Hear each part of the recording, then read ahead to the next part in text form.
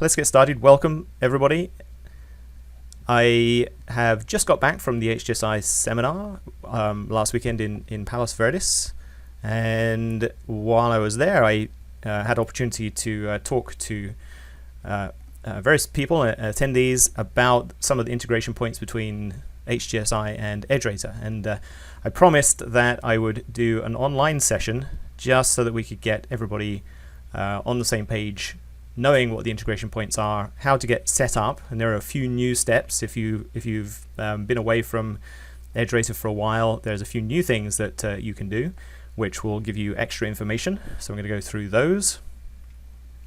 And then tomorrow is actually it's a Good Friday and no market tomorrow. So what I thought I would do is have another webinar different to this one, which if you go to the edgerater.com webpage, to the home area of the webpage, you'll find a sign up register link for that, and that one will be all about applying EdgeRater to your trading. It won't be specific to HGSI, it will be open to everybody, and I'm going to go through some of the new templates and some of the cool things that you can do with the program.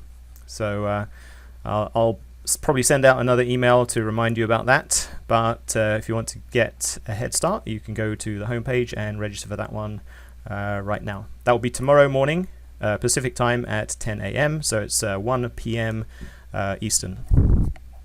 Okay, so what are we going to cover today? The order of events is that we're going to talk about the data.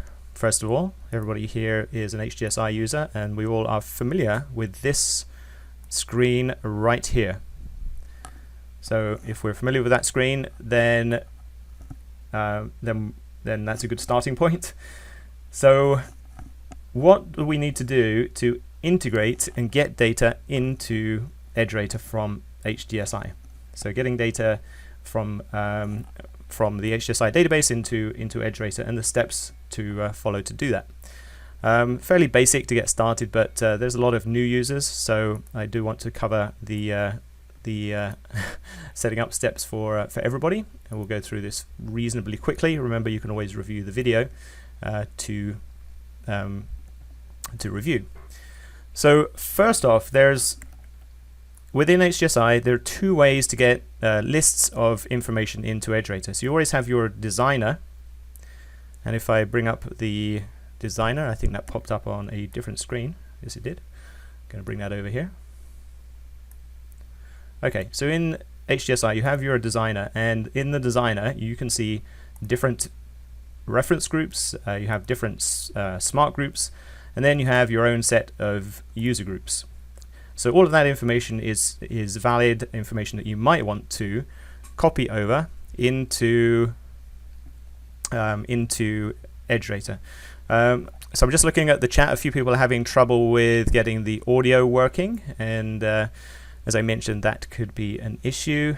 Some people seem to have trouble getting that done, and let me just bring up the instruction once more just to give them a last chance to do that, and then we'll get going again. So I'll put this up for a couple of seconds and then we'll get going again. But obviously if they can't hear me, they're not able to hear this. But yeah, click on the phone icon. You can either call by computer or you can dial in. There's a phone number. If you can't call in on your computer, you can dial in via the conference line. So that's another way of doing it. So anyway, I'm not going to go through that again. So yeah, all of this information is fair game to bring into EdgeRater, and you will often want to do that. And actually, sometimes you create your own lists, and you're like, well, I would like to run scans and testing in EdgeRater on those lists. So the way that we do that is, I'm going to give an example here of the S&P 1500, because that is a good list to bring in. You look under your major market index components group, and remember, everything I do for this, you can do on any group within HGSI. So I will look at the components of the S&P 1500, and what I'll do is just say File, ASCII Utilities, and then Export Groups as Lists. And when you do that, you have to choose a location to export that to. And the location to put this to is in your Documents folder. So if we come down to documents, everyone has a documents/EdgeRater folder, and then there's a symbol lists subfolder. And in there, I already have a bunch of lists. Lists are just text files or files with the extension .lst. And they basically just contain the symbol and sometimes the name of the stock as well. So I'm going to export S&P 1500.txt over to here, and I'm going to choose to exclude indexes, include subgroups, and the format will be symbol, comma, name. I'll click OK. If you already have that list in there, it's going to overwrite it. And essentially that's done. What you've done by doing that is, I'm now going to bring up a Windows Explorer, File Explorer view, so to show you actually what has happened in here. So this is my Documents EdgeRater folder, and then in there we've got a symbol lists folder, and all I did there was export this S&P 1500.txt, and you can open that up in Notepad or any other text editor, and it just looks like this. It's just symbol, comma, name. So it doesn't have any data with it, right? There's no history of data with this list. It's just a list of symbols. So what happens then is, when you run EdgeRater, on the left-hand side under your symbol lists, anything that appeared in that symbol lists folder is going to appear in this drop-down control over here. So S&P 1500, which I copied over, is going to appear here. Now, what you'll notice on my screen is that I already have data for this list because I've already done the next step. But when you do this for the first time, you will find that this area is completely blank. When this area is blank, it means that even though you have the symbols, you haven't yet gotten the data from HGSI. And then all you do to get the data is basically press your end of day update button. Now, if you have, I'll take a step back here. If I edit this list, there's always an option to edit. The list is associated with a particular data provider. So this list is associated with HGSI as a data provider, which means when I press the end of day update button, it's going to go to HGSI to get the data. But I could equally associate it with Yahoo, free online data, and if I do that and I press the end of day update button, it's going to go out to Yahoo and download the data. It's going to take a lot longer than getting it from HGSI because HGSI is a database on your PC. And Yahoo is online. So if you are an HGSI user, I would recommend always making sure that that is set to HGSI. Now, in order to make sure that by default your settings are always HGSI and that you don't have to change it every single time, make sure you go into the home area over here and click on the data providers, and here's a list of possible data providers that you can have. Now here I've got a check mark next to the HGSI data provider, meaning I'm always wanting to go and get my data from HGSI. So if I create a brand new list like I just did, by default it's associated with HGSI. If I change my default to Yahoo, or if I reinstall the software, sometimes this actually changes. So the very first thing to check is to make sure your data provider configurations are set so that you have your default check mark next to HGSI, and then click OK or apply, doesn't matter, and that is set. And then you just press the end of day update button, and it will take a few seconds. I may as well do this right now, even though I have yesterday's end of day data. I just want to show you how this works. You'll find that whenever EdgeRater is doing a task, this is a task, running a template is a task, there's a progress bar on the bottom left, sort of indicating what it's doing and how far it's got with the current task. So you see this is sort of almost halfway through, and what it's doing right now is just going to the HGSI database and extracting history, price history for that list of symbols. And it's nearly done. You may be wondering how much price history it's extracting, and that is all dependent upon the settings in your list configuration. So by default, if you haven't changed anything, it's only going to get 2 years worth of, or the last 2 years worth of data from the database. And if we go back into the edit dialog box again and go to the data update options tab, here's where you can change that if you wanted to fetch more data. Sometimes it's good to have more data for some of the templates, and particularly the seasonality templates. You want to have more than 2 years worth of data to get a good statistical number associated with the seasonality numbers. So you would maybe change that to 10 or 15 or whatever you want to use there. Bear in mind, if you set that to 10 years, it's going to take a little bit longer to download, particularly if you're going to go to Yahoo to get the data. So just bear that in mind. So that is getting one list of information into EdgeRater.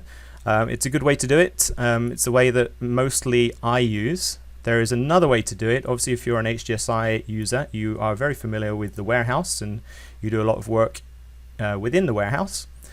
And often within the warehouse in HGSI, I'm just going to show you now, you can have, you may be looking at, say, all securities.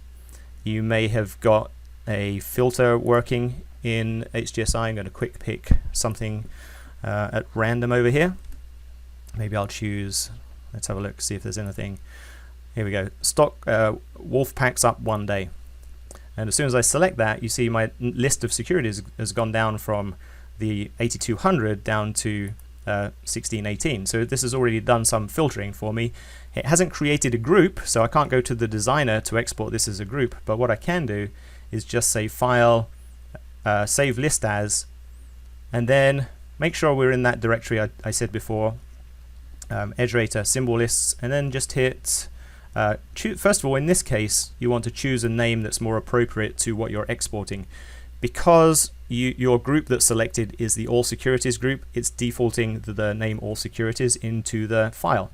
But because we know this is a Wolfpacks filter, we could say Wolfpacks, or whatever you want to say in there, and click on Save. This time, it didn't say that it's overwriting a file because I didn't have one there previously for that. But now if I go into the EdgeRater drop-down list on symbol lists, and I can look at Wolfpacks. It's just been added, and this time I do have a blank area because I haven't previously updated this, I haven't previously been working with this list. So I can then just hit my end of day update button, and see at the bottom of the screen it's just getting the data, 2 years worth of data for the Wolfpacks. When you have the information in EdgeRater as symbol lists, you can then use those lists against the various templates and features of EdgeRater. So this is a very important thing to know, how the data hookup works between the two programs. And I'm just going to let that finish. And I think it's also useful to know that I'm just going to show you 1 second. Let me find. Here we go. Just going to let that finish, and while it's doing that, I'm just going to show you something else to do with the file system. So right now I'm looking at a Windows File Explorer under EdgeRater, and okay, we already looked at the symbol lists folder, so we know what's in there. Just simple text files.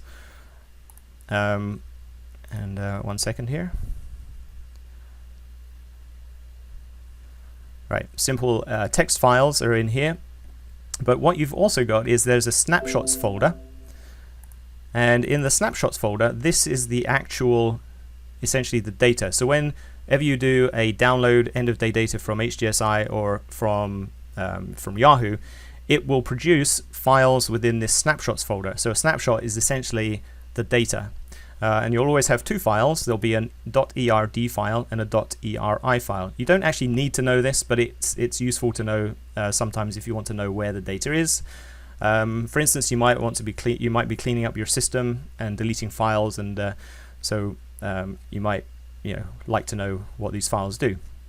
But these are the data files. So if I sort this in terms of size, I'll see that the largest file in here is my warehouse all securities file. And I know that I've got 10 years worth of data in that file for 8200 securities, and it's taken up 580 megabytes of, so half a gigabyte of data for that particular list. And every list has associated with it its own backing data. So it's not like if you download the S&P 1500 list and then download the S&P 500, which contains a lot of the same stocks, that it's going to share data. Each list is backed by a separate piece of data. So just something to know about how the system works. And even though it's not so efficient to do that in terms of storage and downloading the data, it makes it very efficient when running templates and doing work within EdgeRater. So that's the reason that that is done like that. So I'm just going to run so we did the end of day update. That was good. I'm just running EdgeRater again because I had a little bug in the system.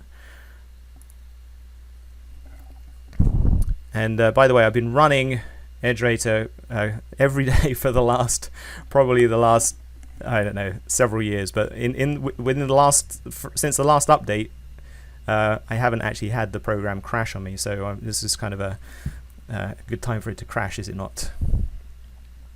I'll have to investigate what that was.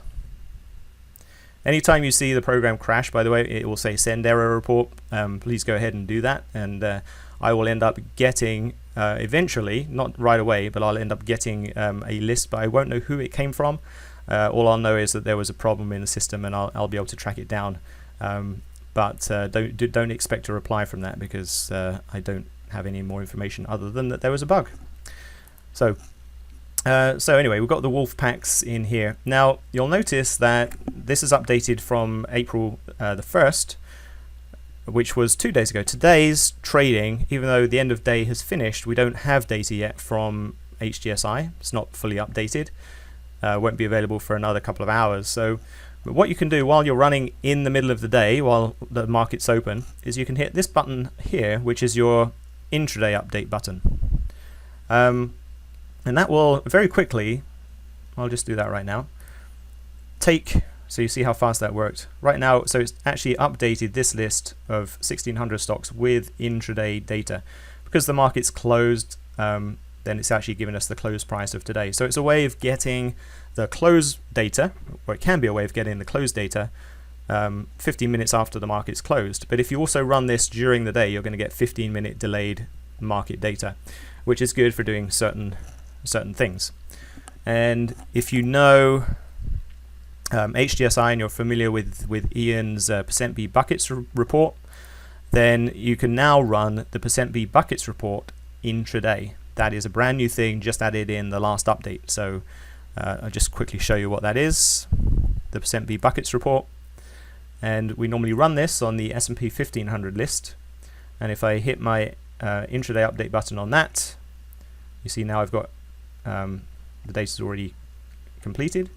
Now all I have to do is hit run the template, and if I had done this during the day, then I would be able to see how the buckets are progressing during the day, which is actually a very interesting thing to see, particularly when we've had such volatility over recent days. It's interesting to see how the stocks are moving between the buckets. So after it's finished running the template, you end up with this report, and this is now for essentially today's report. And of course we can go back to previous days or any other day in the past and see how the buckets looked. Okay, that is what I wanted to cover with data export. Now there's another thing that's very important and new in the system. So if you don't do anything else, and you don't do the steps that I've just said, because you're not interested in analyzing individual groups, but you want to have as much useful data as possible extracted from HGSI and used within EdgeRater, then there is something else that you can do every day. This is something I do every day, and Ron does this very frequently. I'm not sure if he does it every day, but people like Jeffrey do this every day. It's something I think that you should put into your routine. It doesn't take very long, and I'll show you what you get as a result of having this data. So we're in the warehouse, and what I'm trying to do, my goal, is to capture the entire warehouse every single day and have it provide information that EdgeRater can use in its analysis. So things that are in the warehouse that would be useful to use would be things like the industry group. So I can associate each stock with its industry group that's a useful thing to do. And of course, there are many other fields in here that are useful to be able to analyze historically. So what is good is to export this into a file and save it every single day. And there's a couple of settings that I'm going to recommend for you right now. So the first is there's a view within the warehouse. It's a default view within. I'm just going to show you here. If you look at your warehouse views, you look under Ian Woodward and Ron Brown, and look under O1 top-down analysis, and then look under O9 archive view. The archive view has been especially produced, that contains all of the fields that are thought to be useful in an archive view. So pretty much every field that's in the HGSI database is in the archive view. Okay, now this is where you have to make a little change, because by default this view is actually filtered. This view is a filtered view. It's applying a filter, demand, supply, stocks $1 and up. And what we want to do is make sure that we don't have that filter when we do the export, otherwise we're not going to get all of the stocks. So a couple of ways you can do that. One of them is just to turn off the filter. So shift click on the filter icon over here, and now you're looking at all 8200 securities. But if you're going to do this every day, I'd recommend creating your own archive view that doesn't have the filter. So what you would do is you go into the choose create view again, find the archive view, duplicate the archive view, and give it a name. I will call it archive view no filter, and I'll say that view activates filter yes, but this time the filter I'm going to choose is no filter. And that might sound, you might think, well, why don't I just say view doesn't activate filter? The reason is you could have had a filter set in on another archive view and then come to this one, and it will keep the old one unless you say view activates this filter, which is a no filter filter. Okay. And so I'll click OK there, and then what I want to do with this one is drag it down to my user views. I don't want to leave it up here in this view. I could, I suppose, but these can be overwritten from time to time. And so what I like to do is put it down under my view. So now I've got this O9 archive view no filter. It looks like I already had one there too. So now whenever I select my archive view no filter, all right, I make sure I'm on all securities. We still have to do that, but whenever I select archive view no filter, I'm going to have 8200 securities. So I always double check whenever I'm doing this export to make sure I've got 8200 listed up here or thereabouts. I'm just going to get a check here that everybody can see my screen properly. If you can see my full screen, can you type a Y, please? And if you can't, can you type an N, please?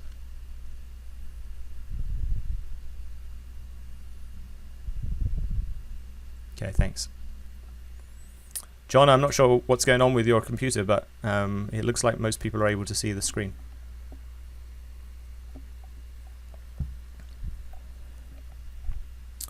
Okay, so thanks, yeah, thanks everybody. All right, now that also implies that you can hear me, because otherwise you wouldn't have typed a Y. So, see, killed two birds with one stone there. Now, what you want to do is export this by going to File, Save as HTML, and choosing a location to export it to. And just remember, whenever you're dealing with files on the file system, always look under Documents, EdgeRater, and that's where we keep all of the EdgeRater files. I would recommend creating a subdirectory called HGSI if you don't already have it. And then within there, create another subfolder called Warehouse Exports, or something like that. Warehouse Exports is good. And within Warehouse Exports, just then, if you've already created this on previous days, you'll have this HTML file there. If not, just save it as allsecurities.htm. I already have it there, so it's asking me to replace it. And There you go. It saved all that information. But it saved it all in HTML. And what we want to do is be able to use it in EdgeRater and also use it within Excel. So it's useful to convert it to an Excel file. And that's one of the templates in here, which is going to give you a lot more information than just converting that file into an Excel file. So the template to use in this case is under HGSI, and we want to select the template called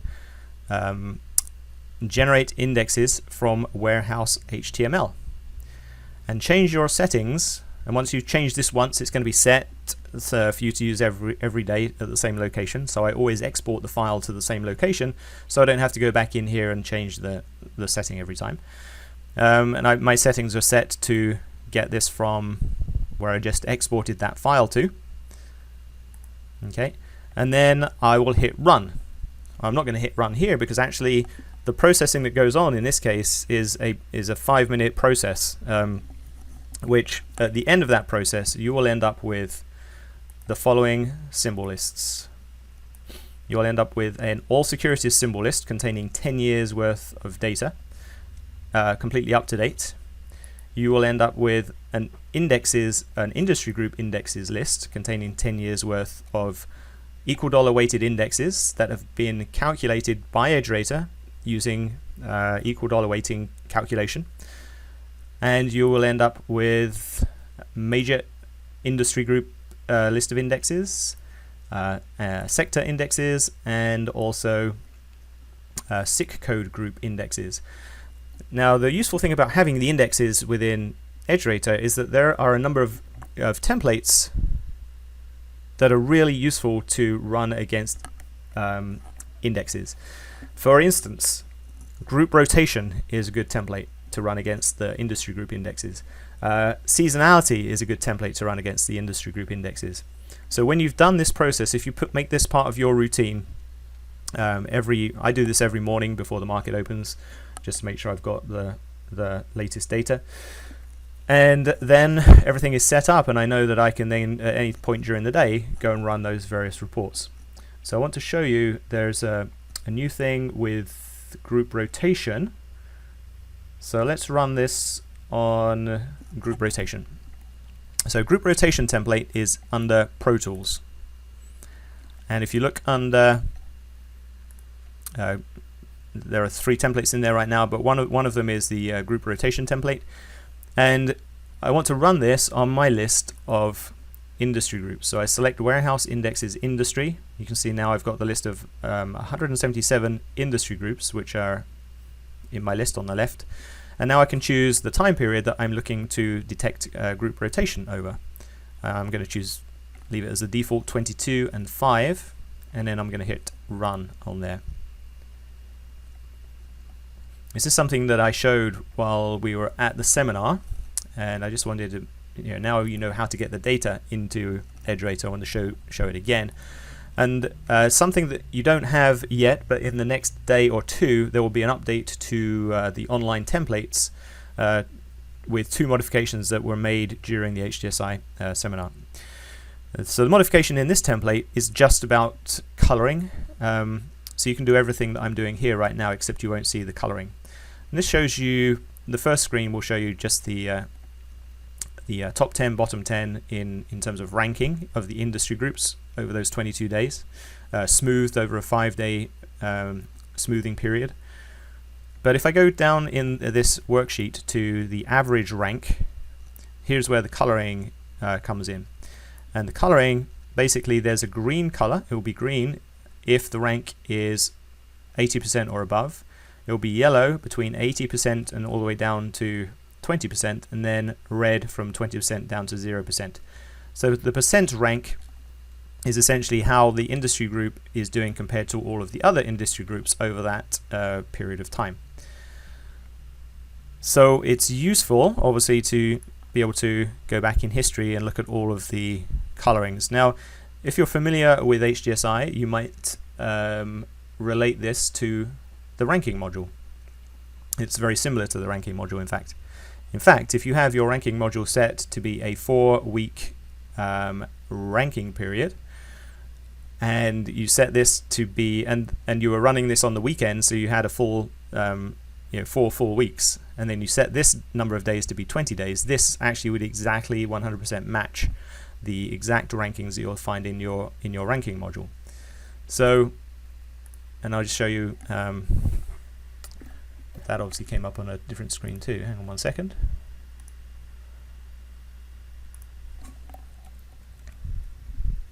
Aha, it's over here. Okay, so this is the HGSI ranking module. Oops. Anyway, I think everyone knows what that looks like, and that's a % change 4-week ranking. So it looks very similar to this ranking. The only difference in the coloring is that in the EdgeRater ranking, I've just chosen to color it so that you get yellow color all the way down to 20%, whereas the ranking here will give you yellow between 80% and 60%, and then red all the way down to 0. But once you have this produced in EdgeRater, now we can actually start to see some, rather than just looking at the colorings, we can actually start to see charts of how ranking has changed over time. And the way that you would do that is double click on one of the cells, or click on the new view chart button up here. Okay, and now I'm just going to just organize my screen so you can see both. Okay, so now I'm looking at consumer products. That is the index in the top part of the screen. And in the middle area of the screen, you can see various calculations that have come from this workbook. So you can see the actual values sheet, which is the value of your 22-day % change. That's up here. Below that, you'll see the average rank. And below that, you see the rank change. I think perhaps the most interesting one to look at is the average rank. And because it's smoothed, and it will, and now you can look back in history and see how the ranking has changed for that particular industry group over time. Bear in mind, you could run this for any list of stocks as well. I'm just choosing to run this on industry groups because it gives some good information about what groups are doing best, and then maybe you go look in those groups to find stocks of interest. But you could equally run this on, say, the Russell 2000 and find the rankings of stocks within the Russell 2000, or any group for that matter. So, and then you can look back and scroll back in time and see, just how the rank has changed. You can look for divergences and find out if stocks or industry groups are increasing in their rank, and yet the value of the industry group is decreasing or the same. Maybe that will give you some information. You can also run for not just the 22-day period, but you can run this over any period, and then start looking on short, medium, and longer term rankings to see which rankings are good. What I like to do also is, if we go to the middle of this worksheet, so I'm now back in 2014, and I click on the header, it's going to sort these in terms of the rankings at that point in time. If I then go to the spreadsheet and start clicking on the cells in the worksheet, you'll see that the chart updates, and it actually points out, it puts a little annotation which is named Edge Event. It's actually pointing out where what the date is in the spreadsheet that you clicked on. So I clicked on June 6th, 2014, and it's highlighting for me June 6th, 2014. And then obviously if I scroll around the spreadsheet to different dates, you see that it's just pointing out what you're actually looking at, which is quite a nice feature.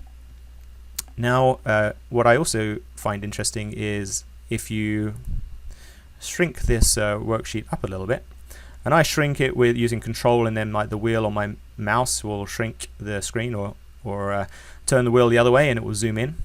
But you can now, with the coloring, it's actually interesting because you can see that what normally happens is once an industry group is at the top of this ranking list, you've actually got a fair amount of green either side of the day that you've clicked on, which means that it's still, one of the top 20% groups out of all of the industry groups, and so it gives you a period of time in which you can play with the stocks within those groups. I think. So whatever dates you click on, you'll always see that it sort of clears out for a while, and you get a green period of time for a while, and that's the rotation within the industry groups. Now you can reverse sort it, and you can see the same happens on the downside, on the red side. And if you find something of interest and you want to see what that looks like on the chart, you can just pop that back in and see that exact date on the chart. Okay, so for instance, if I've sorted it reverse sort and I'm looking at the reds down here, the worst industry group on this particular day was Elec and Gas Marketing and Trading group, and that date was the January the 7th of 2014. Okay, and that was actually the worst group on that day. But you can see that the ranking had actually been the worst group for a few days prior to that. But several days prior to that, it was actually one of the top groups. If it has a value of 1 over here, that's 100%, it means it was a top group. So it's very interesting to see how these things cycle up and down, up and down, up and down. It's actually rare to find something that stays 100% for an extended period of time, or even stays at 0% for an extended period of time. But obviously, using this template, you can do all kinds of research to find out different information. Okay, Steve asks about changing the colors 30% and 70%. So yeah, so the changes that I made to it, you're going to get this template, by the way, within the next couple of days. And when you get the template, you'll actually be able to see what I've done to the conditional formatting. And then you can just set your own values in there if you want your own values. It's just a template. It's just an Excel template, and it's using conditional formatting to do that formatting.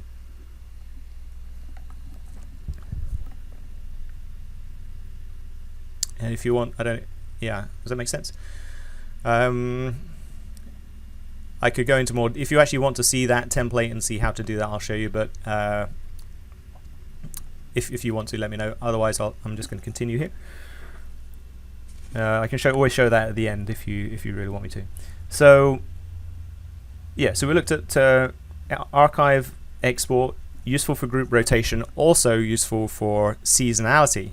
Seasonality is something in EdgeRater that is very easy to run. It's a very quick way of getting seasonality information. Useful to run on stocks, but very useful to run also on industry groups. Seasonality is down here. It's called annual trends, and then you've got you can run seasonality over a 1 month period, 2 month period, 3 month, 4 months, or you say now, seasonality now, run it on this list of industry groups, hit the run, you see the progress bar at the bottom left. And then this is actually taking the current date and extrapolating for the next 2 weeks, 1 month, 2 months, 3 months, 4 months, 5 months, and 6 months, based on historical performance over those periods of time in prior years. And it will tell you how many of those years were up years, how many were down years, and what the average percentage gain was over all of those periods. You can see that you add the up years and down years together, you've got 10, because this is an industry group. This list that we generated, if you remember, from automatically, after exporting that warehouse file, it automatically generated 10-year indexes.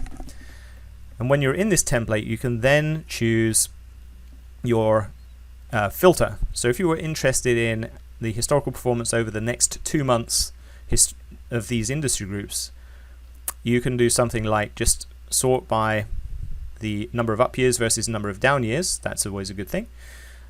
You can, if you say I'm only interested in industry groups that have had 7, 8, and 9 up years, I'm going to filter out all of the rest. Okay, I've got this list down to a short list now. And then I'm going to sort by the average percentage gain. So in this case, personal care services, 9 up years, 1 down year, with 23% average gain. So that seems quite high. 7 and 3 for the next one down, engine and transmission, with 11% average gain. Also, you can double click on any one of these, and what you'll see is we'll see a chart. This time we're not going to have the bottom area of the chart filled in because we're not using the group rotation template, and those values are coming from that template. So so if you didn't want to see this chart with these areas sort of blank, you can just choose your own chart layout, and I will choose price only. You can put other indicators on here too if you're interested, but because this is an index that's been generated, it's only using the close price, so it doesn't have open, high, low and close. So I'm showing a line graph, and so I make sure I've got line set up here instead of, if I set candles, you're not going to see good candles, you're just going to see dots. So I choose for indexes to have the line type showing. Okay, and then maybe I'll put this to a month view, and we'll go up one to this one that was a big winner. So apparently over the last 10 years it's had 9 up years and 1 down year over the next 2 months. So that would be from the 2nd of April to the 2nd of June for each of the last 10 years. Interesting to know. Right, so seasonality, good to run on the industry groups. The other thing that while we were at the seminar, we talked a lot about group inclusion report, and Ron gave us his historical file containing all of the group inclusion reports that he has done over the last 6 or so months. And what I'm going to show is how you can do within EdgeRater, how you can actually analyze that even further. So let me take a look at, I'll bring up my HGSI again. All right, I'm in the designer, and under the user groups, and this is something that Ron gave us at the seminar, so not everybody will have this, but if you want this file, you can I think Ron will be fine with me sending out the top 50 GIR that he's been saving. So so I will make that available, or Ron will make that available. One of those. I'll talk to Ron first. But yeah, so here's the list. This is running the top 50 group inclusion report every day. Ron's been doing this since May of 2014, and I just updated it for yesterday and the day before. Useful information to have. Now, the way that you can analyze this further is to go and click the user group, and then do your file, ASCII utilities, export groups as lists. Choose a location to export this to. Now, normally I would choose symbol lists to export it to, but as you can see, the folder name is already really long. Okay, we're going users, Christopher, documents, EdgeRater, symbol lists, and this has many subfolders, so it will go maybe another 4 levels deep. And there is a problem with Windows. If you have folders, a folder hierarchy that extends too deep, then actually sometimes HGSI cannot export it. So what I do is actually create a brand new folder on my C drive. I put it actually in the root of my C drive, and I call it top 50 GIR. Okay, and you can see I have it here. I'm just going to delete everything that's in here right now. Let me just yes, it's Windows programmer's fault. That is so true. They never thought that people would have file folders that were 12 levels deep with 200 characters in at each level. For some reason, they never thought that. Now, okay, I'm going to go to my file system again. I'm back in top 50 GIR. I'm just going to delete all of these because this has already been exported and I don't want to confuse you with what's happening. So I'm just going to say export this as, so let me start start this again. Okay, I'll browse, I'll go to the C drive, and you might have to create that folder. It won't exist already on your system, so create a folder called top 50 GIR on the root, and then save this to that folder. Include all the subgroups, exclude indexes, and symbol common name is a good format. And you see it will process that. And what it's doing this time is exactly the same as we did when we just exported a single group, except it's exporting all of the subgroups as well. That's why it's taking longer. When it's finished, you will end up with, I'll just bring that folder into view again, you'll end up with a folder structure which looks like this. And if we look on the last day, I've got one file in there which is for yesterday, and the contents of that file are basically the okay, basically blank in there. Oh, alright, I've got to go into the folder here and then look at this, and this is the top 50 from April the 1st. Okay, just a list of 50 securities with the names of the security. Alright, but now you've got that on there, and you can do this every day, or you can do this every weekend, or whenever you want to do it, do your analysis. We know where the file is now. There's a template in EdgeRater that's useful for you, and that is called you'll find it under HGSI, and it's called Group History Analysis. And the only setting you have to make in here is what's the root level of the folder that you exported the groups to.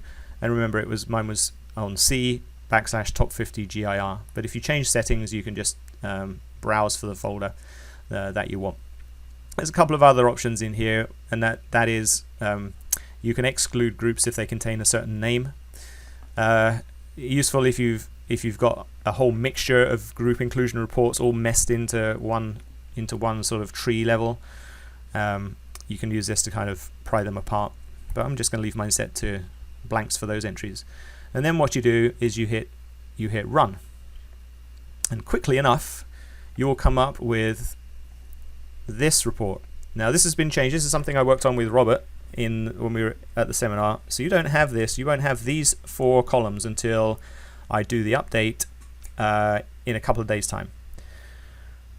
But before, you do have all of the rest of the sheet, and this is basically showing you what stocks are in each of those groups, each of those days. So it's always sorted by the very last day that's run. So April 1st, 2015, we had 50 stocks that made it into the top 50 GIR. I can also see that the one that's at the top of this list was also in the top 50 GIR on March the 30th, the 27th, and the 26th. It didn't make an appearance on the 25th, the 24th, 23rd, 20th, but it was in there on the 19th. And you can look back, and you can actually sort by any day. And now I've sorted by the January the 15th, and now I've got the 50 stocks that appeared in the top 50 GIR on January the 15th. What I worked on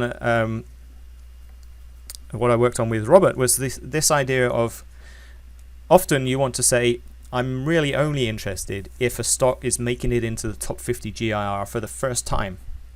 Now you could do something like just sequentially sort this until you've removed all of the other yeses, but this is a much easier way to do it using these 4 columns here. So I can say that I want a yes to appear in the 4/1/2015 column, so I've got the 50 that appeared on April the 1st, and now I want to say I'm only interested in stocks if they appeared for the first time in that period, or the first time in 20 periods. So I set this to be a 1. Alright, now this list is showing me only the stocks that have made appearance in the top 50 GIR for the very first time out of the last 20 trading days. But you could go further than that and say, and so they're interesting. Let's take a look at one of these. We'll take a look at CMPR. And this time, because we're looking at stocks, I can set my chart to be a candle chart, which is fine.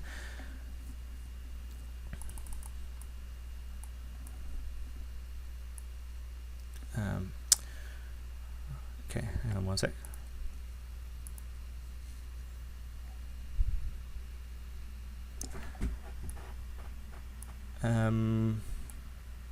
One sec.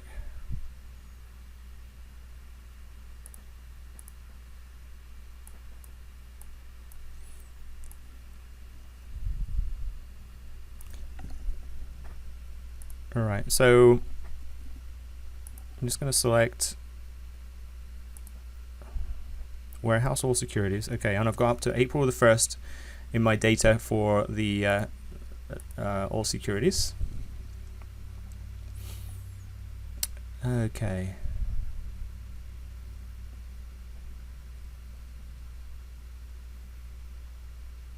All right, so okay, so what I'm looking at here is my chart was a monthly chart. I want to look at daily chart. That makes sense. Okay, so we can see that on this stock CMPR, look at the bottom. There's actually an indicator now that's added to this chart, which is the indicator of when it made an appearance into the top 50 GIR. So you can see that it made an appearance for the very first time today, and before that, the last time it made an appearance was back here, which was, the date was February the 12th, 2015. Made a bunch of appearances back there.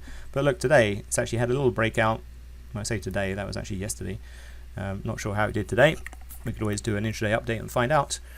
But here is, here's this stock. It was definitely an interesting stock. It's sort of broken above this resistance level, made another appearance into top 50 GIR.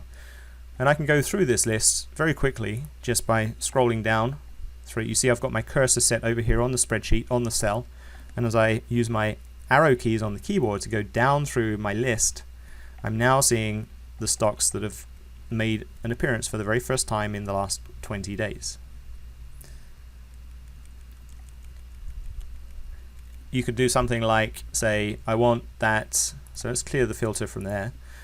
You could say, I want that out of the last 10 days, I would want to see the stocks that have made at least 5 appearances. So we'll go with 5s, 6s, 7s, and 10s. There's no 8s and 9s in here because there were no stocks that met that criteria. Okay, so now you can see as we look through this list, what we're looking at are these stocks that look slightly different because they've made at least 5 appearances. This made 5 appearances in the last 10. This stock down here made 10 appearances out of the last 10 days. Every single day in the last 10, VIPS has made an appearance in the top 50 GIR. Okay, so very cool way of doing that filtering. The all column, by the way, is saying take all of the data, not just the last 5 days, 10 days, 20 days, but however much data you have for this list. And we can look back and find out how much data we have. We go back actually 2 years, 2014, 1 year actually. Okay, and we say out of all of that data, now we can do other filtering based on that. For instance, just out of interest, there may not be any. I'll filter by how many appearances stocks have made in the last year. So now there are 6 stocks that have made an appearance for the first time in a year in this top 50 GIR. Let's take a look at some of those. Okay, we've got RESI, CRMD, AVIV, PBH, Fiji, and JCP. All right, they're interesting because it's the first time in a year that they've made an appearance in the top 50 GIR. So that is one of the extra things, and I will be adding both of the updated templates into the system. It's just a matter of putting it online. I will try and get that done today, actually, so you can have this by the end of the day today. Should be pretty straightforward for me to do that. So I think that we touched on some of the integration points here. There's one other thing that's brand new that you should be aware of, and for HGSI users, this is a very cool feature. I'm not going to talk about the template itself. I'm going to talk about templates more tomorrow. But what I'm going to do is just run a template. I'm going to take one at random. Let me choose the ABC up template. And I'm going to run this template on, let's say, run it on a list of all securities. Sounds good? Okay. It's going to take a little while to run because there's quite a lot of processing going on here. But while it's doing that, I will attempt to answer some of these questions. Let's see.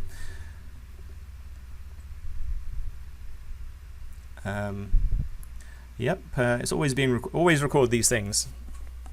I'm going to send out a link. If you've registered for this webinar, which you obviously have because you're here, then you'll get a recording. Eventually the recording will end up on the YouTube site. There is an EdgeRater video YouTube site. I'll show you where that is.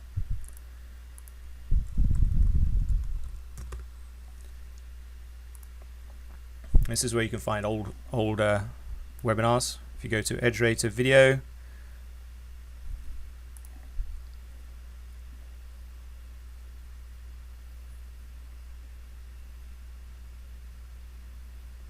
all right, and if you go down into the uploads area, you'll find the most recent uploads in here. Just click on uploads, and it should show what I've recently put on. So there's quite a lot of videos on there now. Every time a new template gets released, I will attempt to do a video and link it to the template. So if you click on the link within the template, you'll come to this YouTube site. But if you just come to the YouTube site, you'll find everything. All the videos that I produce end up in here eventually. So if you want to see past webinars, you can see them in here as well. So it's still clicking along. It's normally a lot faster than this, but I think my computer is a little bit overloaded with recording and broadcasting, so it's taking a little bit longer. And we're just running on. Oh, and another reason it's taken so long is this list is now a list of 8,200 stocks, but there's actually a 10-year history in it, and I'm not doing any kind of filtering to cut it down to a smaller amount of history. Okay, so we'll let that run a bit. Let's see if there are other questions. There are.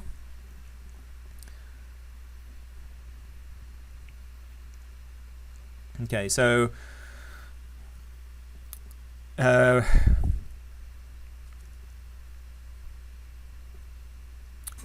yeah, bringing GIR reports into Excel. Now of course if you have Excel, you can open up any of the GIR reports, which are basically, when they're produced, they're HTML files, and you can open them in Excel and do whatever you want. The report that I produce is basically an Excel file. Whenever you run a template in EdgeRater, it ends up as an Excel file, and it's always in the reports folder. So after you've run for a while, you will have a reports folder that has got some information in, and it's got things like I ran the group rotation template, so it's an Excel file. I could open this in Excel instead of opening it within EdgeRater. My annual trends template, the template produced this report. So the report is here. We can open that in Excel if you have Excel. If it's just opened over here. So it is truly an Excel file. The reason that you might want to not open it in Excel, just keep opening it within EdgeRater, is that you can do other things, like it's linked to charts within EdgeRater. And now kind of a new feature is that you can actually open the files. There's an open menu option up here, and you can just open any of the reports that are in that folder. Even if you produce them 2 months ago, you can open up an old report and take a look at the report, and it's still linked to the charts. So this is what I wanted to show. So I now have this ABC, the results of the ABC up, and I'm going to click this pop-out button here. What that will do is it will take the report, open it up in a separate window, still an EdgeRater window, and now I might want to know what industry groups all of these stocks are in. So these stocks that are making this A, firing on an A. What I can do is highlight this column, right click, and say insert warehouse industry column. Now what that's going to do is go out to, because we did that step that everybody's going to do every day now, right? Which is export your warehouse HTML and run the template to create your list of industry groups. Because you did that step, that option is now available, so you can insert the industries into any report. It doesn't have to be the ABC report. Any of the reports you run, you can now insert your industry group column. And so now you can do filtering based on industry group as well, which is, I think, is kind of cool. And if you like that, after you've entered the column in there, you can actually just save the report. Okay, so that next time you open it, that industry group column will be there. For instance, now if I don't have a report selected in here, I can say open the report and select my ABC up report. It should pop out in a separate window. It's an editable window, so each of the fields is editable, but to see a chart, instead of double clicking, just click on the view chart, and you get the same functionality, that you're able to just scroll up and down through the items in the spreadsheet, and you will always have highlighted on the chart the date that you ran the report for. So if you had run this report for 2 months ago, when you now go through the chart and you're clicking on these various columns, this Edge event highlighter will actually be pointing back 2 months, back over here somewhere, unless you don't have the highlighter turned on. So that's a very cool feature for HGSI users. And we're getting close to the end. I'm just going to look at a couple more questions. And so bear in mind, tomorrow, 10 a.m., I'm going to go through, and you can sign up right here on the website. Go to edgerater.com. There's going to be, today we had the EdgeRater for HGSI users. We have just gone through that. And then tomorrow, 10 a.m., it's not a trading day tomorrow, so 10 a.m. we're going to do this, applying EdgeRater to your trading, and I'm going to talk about some of the different templates that are in the system, and just go through some of my favorite templates, a couple of the new things as well. I think one very cool thing is the in-play template. I'm going to talk about that, and take general questions if anyone has any questions about operation or templates or anything like that, or where data comes from. Any question, we'll take that tomorrow, and I think that'll be a fun session. So please go to the homepage and click on the register now. And if you register, you don't have to attend live. It's always good to attend live because you can ask me questions, but you'll receive the recording if you register. Okay. Now let's take a couple of questions from here. Yeah. So the question is, can the templates be run without HGSI lists, or is it dependent on data from HGSI? Good question. And the answer is that it can be run without HGSI lists. It works very well with HGSI. The two programs together really pack a punch. HGSI provides a really good way of getting data. So it provides, you've got your filters, you've got your warehouses, you've got combo rankings, all that sort of thing, and you've also got in HGSI your designer. Okay, so it's a very rich database that exists on your hard drive and provides some very comprehensive ways of filtering and sorting that data. So if you have HGSI, you can easily export lists, filtered lists, into EdgeRater. So it's great, and it works very well with HGSI, and that is my default that I use. But if you don't have HGSI, it does still work. It's just you won't be able to get your groups and data from HGSI. You would have to get the data from Yahoo by setting your default provider to Yahoo. And groups, you kind of, where do you get groups from? You find groups on various places on the internet, but it's sort of a little bit of a search to find things. So I think it works really well with together with HGSI. Now I saw a question here. Hang on a sec.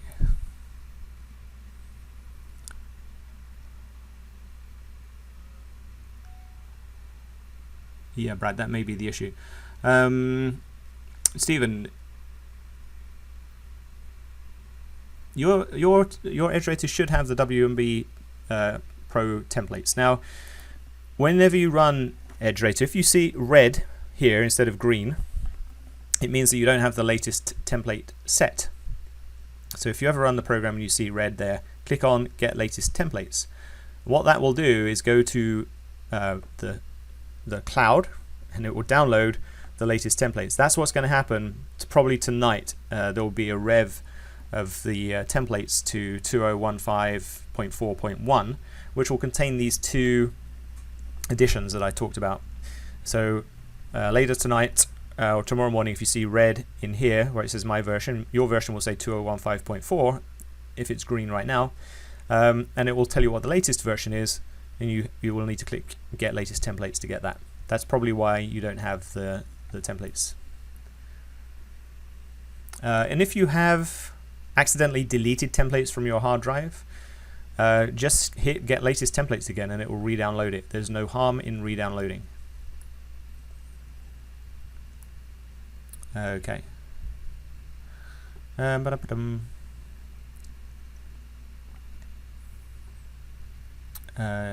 we covered that.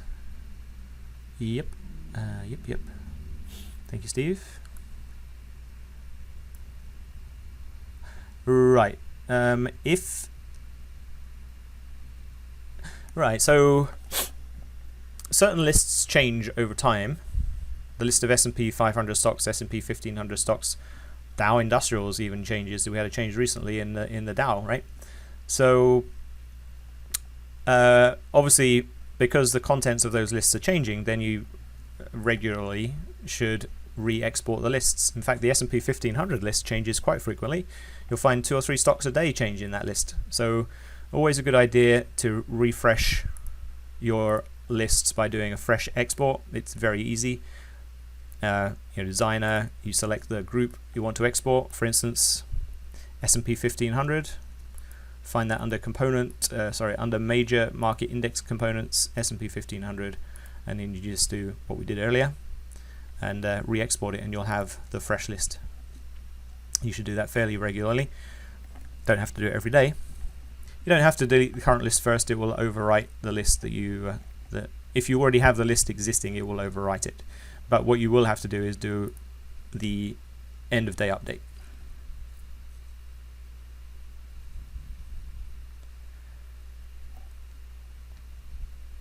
Okay, and now top 50 GIR, I'm going to talk to Ron about that because he handed that out at the seminar. And once I've spoken to him, I will figure out where to put it so that everybody can have it. I'm sure he'll be okay with it too.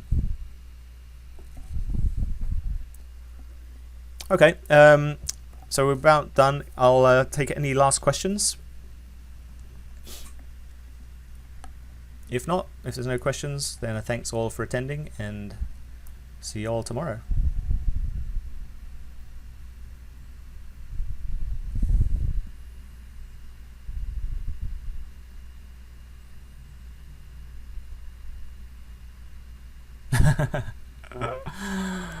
No, it's going to take a while to get over the interception. Thanks for asking though.